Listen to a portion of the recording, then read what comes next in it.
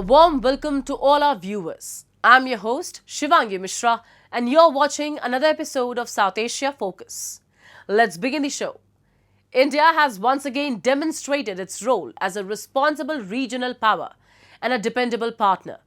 As the ongoing conflict in Iran disrupts global energy supplies, New Delhi has stepped forward to assist neighbouring Bangladesh, which is facing an acute diesel shortage.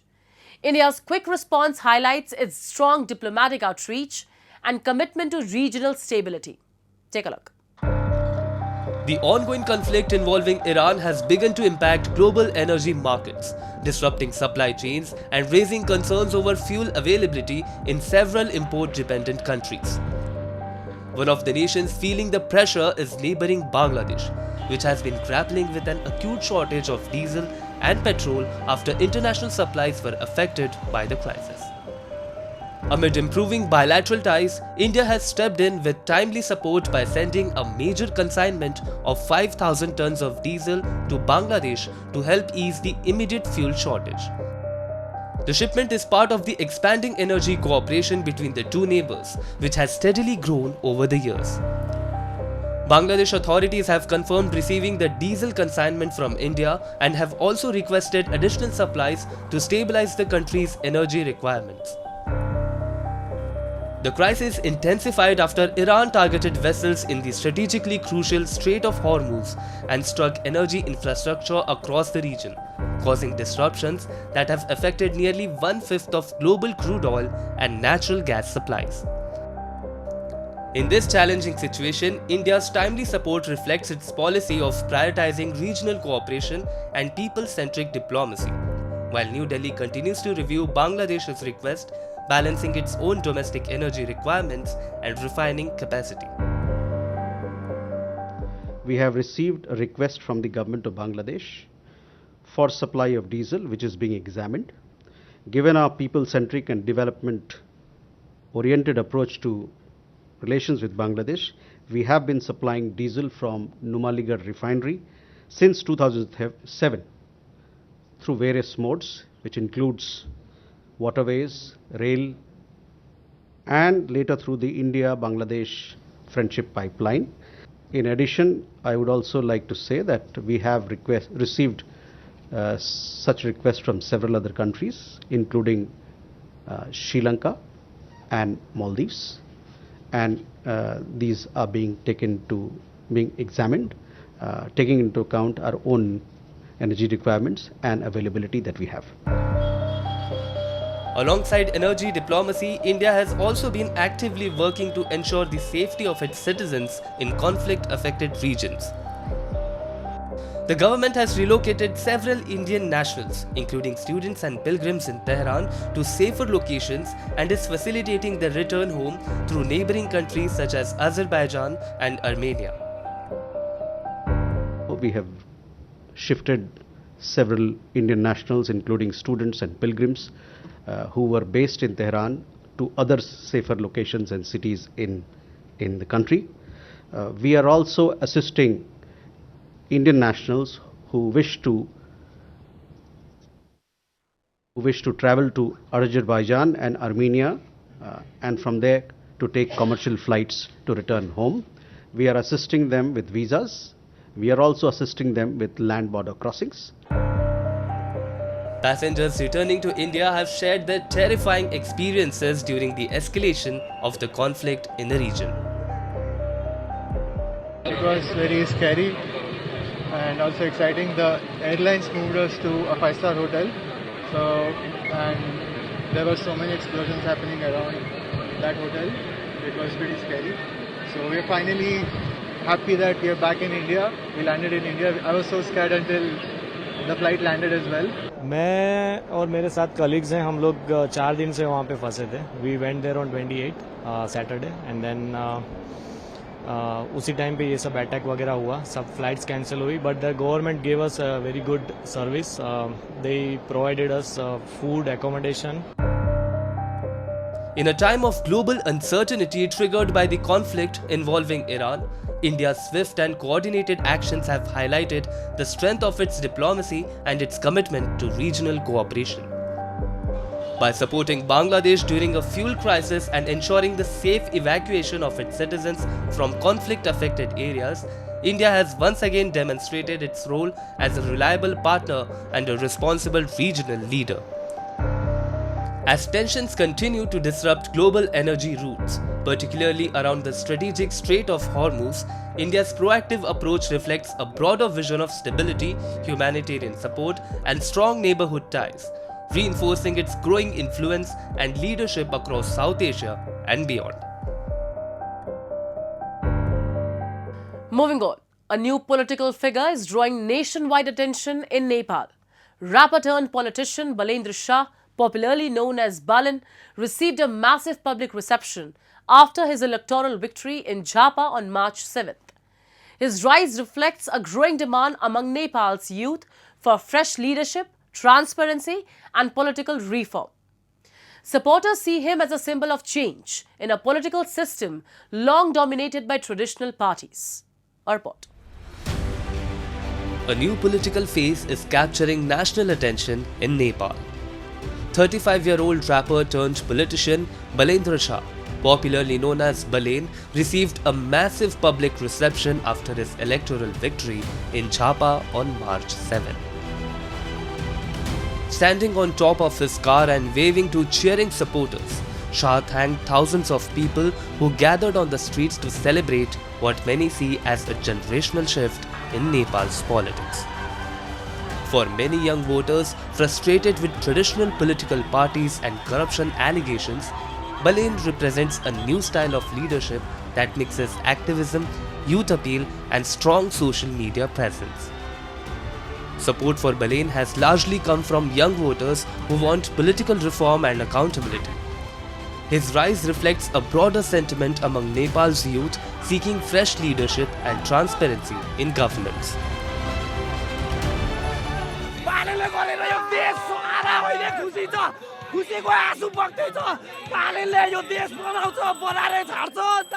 Now we have finally got the youngest prime minister in the world. Hope we will not forget all his promises and will work on the behalf of people. Wish him good luck. Thank you. We trusted you. Now you should not play with our trust. We love you, Balen. Before entering politics, Balen gained recognition as a rapper whose music often highlighted social issues such as corruption, inequality, and governance failures. Academically, he is trained as a civil engineer and later completed a master's degree in structural engineering from Visvesvaraya Technological University in the Indian state of Karnataka, studying in Bengaluru between 2016 and 2018. His engineering background has also influenced his political agenda with a strong focus on urban planning, infrastructure, and governance reform. I must say this is a remarkable change because a political party which had absolutely no history except it was very unknown to the people until recently has received a landslide victory. I can tell you that because all these people are new, they don't have any charges of corruption. They are very committed people. They have done very well in their professions. From the area they come into politics. And the organization is very new. They don't have backlogs. And the organization has started to develop its fundamentals, and the way it has been able to deal with the common people, you can see the result now. The development is also being seen as a positive signal for long-standing ties between India and Nepal. The two neighbouring countries share deep historical, cultural and economic connections, with thousands of Nepali students studying in Indian universities every year and extensive cooperation in areas such as trade, connectivity and infrastructure. Analysts believe that leaders like Balen, who have educational and cultural links with India, could further strengthen people-to-people ties and encourage deeper collaboration on development, technology and urban planning between the two nations. For many young Nepalis, Balen Shah's rise is more than just an election victory. It represents a broader hope that new generation of leaders can reshape politics, restore public trust, and push Nepal towards a more transparent, modern and development-focused future, while maintaining strong and constructive relations with neighbors like India. Time now for Asia This Week, the stories from across the continent. Jakarta's defense minister said after a meeting with his Australian counterpart that new trilateral security arrangements would be developed. The partnerships are expected to involve Indonesia, Australia, and Japan, as well as another framework linking Indonesia, Australia, and Papua New Guinea. The minister made the announcement while speaking to reporters following discussions with Australian Defence Minister Richard Marles. South Korea said it will work to ensure that its exporters are not subjected to unfair or discriminatory treatment after being included in a United States Section 301 investigation over alleged unfair trade practices. The country's industry minister Kim Jong-un told a parliamentary committee that Washington's decision to launch the Section 301 procedure was anticipated by Seoul. The US military released videos showing what it said were strikes on targets in Iran, marking a possible escalation as Iranian attacks disrupted energy supplies across the Middle East, challenging US and Israeli claims that much of Iran's long-range weapons stockpile had been destroyed. Additional drones were reported flying into Kuwait, Iraq, the UAE, Bahrain, and Oman. India's education reforms under the National Education Policy 2020 are drawing global attention at the United Nations Human Rights Council in Geneva. Experts and students highlighted how the policy's focus on vocational training, flexibility, and inclusive learning is creating new opportunities for young people. At the same time, parallel discussions at the forum have also raised serious concerns over human rights issues in South Asia, including the condition of minorities and allegations of political repression in neighbouring countries. Take a look. India's National Education Policy 2020 has introduced wide-ranging reforms aimed at transforming the country's education system. The policy promotes a holistic approach to learning by integrating academic knowledge with vocational skills, critical thinking, and life skills development. It also emphasizes inclusive education, flexible learning pathways, and the use of technology to ensure that students from diverse backgrounds can access quality education. By encouraging practical training alongside traditional academics, the policy aims to better prepare students for real-world challenges and future careers. Experts say such reforms are particularly important in a rapidly evolving global economy where adaptability, creativity, and practical skills are becoming increasingly valuable. On the sidelines of the 61st session of the United Nations Human Rights Council in Geneva, two students from the University of Oxford spoke about how elements of India's education model are creating new opportunities for young learners. I believe that the population in India and their young people have some of the greatest ambitions. I think given that they aren't handed things necessarily on a plate, unlike some students in the Western world, that it really encourages them to think big and to really take advantage of all the opportunities that are presented to them, and also seek out those opportunities to develop not only their knowledge and progress within the education system and hopefully reach higher education, but also look at their vocational skills and how they can enter the workforce with skills like carpenting or tailoring and things like that. Both students cited the Akshar Foundation's work in Assam, which implements elements of the National Education Policy 2020. The model emphasizes peer learning, mentorship, and flexible grade placement based on students' abilities rather than age. I think what other countries can take from India is the need to address the local situations that they're working in and adapt their education models to these situations. I think that's why the work of Akshar Foundation is particularly powerful and effective, because it meets the needs of the local communities and directly works at a grassroots level. The national education policy is working to also address the inequalities in education, so I think this is something that other countries across the world can take forwards. Global Human Rights Defense organized a 3-day photo exhibition highlighting human rights abuses and the deteriorating condition of minorities in Pakistan at the Broken Chair Monument.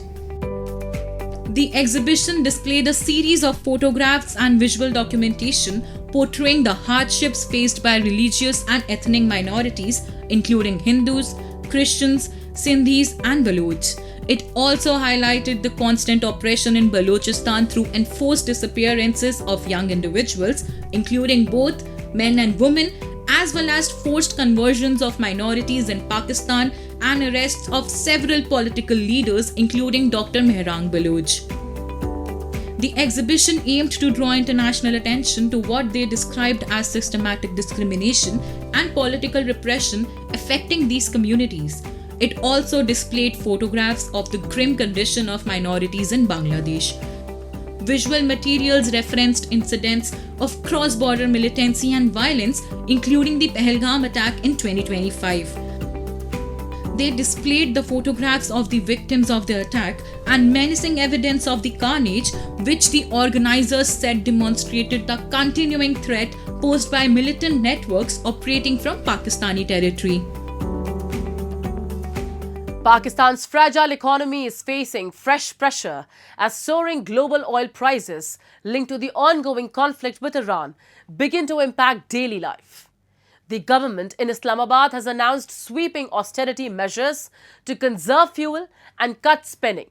However, the move has sparked criticism from traders and raised concerns about the country's economic stability. A report. Pakistan's fragile and import-dependent economy has once again come under pressure as global oil price surge, exposing the country's deep reliance on foreign energy supplies and limited ability to absorb external shocks. Amid the growing economic strain, Pakistan's Prime Minister Shehbaz Sharif announced sweeping austerity measures in a televised address, warning that soaring fuel prices linked to the regional conflict could further destabilize the country's economy. Under the measures, all schools across the country will remain closed for 2 weeks starting next week, while universities will immediately shift to online classes to reduce commuting and fuel consumption. Government departments will face a 50% cut in fuel allowances for 2 months, and 60% of official vehicles, excluding buses and ambulances, will be taken off the road. आइंदा 2 माह के लिए सरकारी महकमों की गाड़ियों को मिलने वाले तेल में 50% फिल फॉर कटौती की जा रही है। सरकारी और निजी शोबे में इंतहाई ज़रूरी सर्विसेज को छोड़कर, यानी एसेंशियल सर्विसेज को छोड़कर, बाकी तमाम जगहों पर 50% स्टाफ घर से काम करेगा, यानी वर्क फ्रॉम होम। हफ्ते में सिर्फ 4 दिन दफातर खुलेंगे। तेल की बचत के लिए हफ्ते में 1 इजाफी छुट्टी दी जा रही है, मगर इसका इतलाक बैंकों पर नहीं होगा। तमाम स्कूलों को रवां हफ्ते के आखिर से 2 हफ्तों की छुट्टियां दी जा रही हैं और हायर एजुकेशन के तमाम इदारों में फौरी तौर पर ऑनलाइन क्लासों का आगाज किया जा रहा है। The announcement follows a steep rise in fuel prices in Pakistan, with petrol and diesel increased by 55 rupees per litre last week, the largest hike in the country's history. In the city of Lahore, however, the decision to close schools has triggered criticism from small traders who depend heavily on the education sector for their livelihoods. जैसे ही school का बंद ऐलान किया उन्होंने, ये सारी मार्केटें, ये दुकानें बिल्कुल खाली पड़ गई हैं। ये बुक शॉप है, बुक शॉप, यूनिफॉर्म सब खाली पड़ गए हैं। उनको पता है वहाँ छुट्टियाँ पड़ गई हैं, स्कूलों वालों ने फीसें ले ली हैं। स्कूलों को बंद करने के लिए कोई नोटिफिकेशन दे रहे हैं या कोई उनके सजेशन है, लेकिन बहरहाल ये सही तो नहीं है, इसका कोई ये प्रॉपर हल तो नहीं है। जैसे हमारे जैसे या और एक्सेसरी का काम करते हैं, यूनिफॉर्म का काम करते हैं, तो उनके लिए भी एक तो मुश्किल हो जाएगी। पेट्रोलियम मसनूआत की रीज़न बना के तो ये तरीकाकार तो नहीं है। The economic pressure is unfolding against a backdrop of escalating global energy tensions. Oil prices jumped by nearly 20% in early trading at the start of the week, climbing to their highest level since 2022, amid concerns over possible supply disruptions in the Strait of Hormuz, one of the world's most vital oil transit routes. Meanwhile, Iran has named Mojtaba Khamenei as the successor to Ali Khamenei, signaling that hardline leadership remains firmly in control as the regional conflict continues to escalate, further unsettling global energy markets. For Pakistan, however, the crisis once again highlights deeper economic weaknesses. With limited domestic energy resources, heavy reliance on imports, and a history of financial mismanagement, the country remains highly vulnerable to global price shocks. As fuel prices climb and austerity measures tighten, ordinary citizens, traders, and daily wage workers are already feeling the impact, raising fresh questions about Pakistan's ability to stabilize its economy without repeated emergency measures and external financial support. The fuel crisis is adding another layer of strain to Pakistan's struggling economic landscape. And with that, we come to the end of this week's episode. See you next week. Till then, goodbye and take care.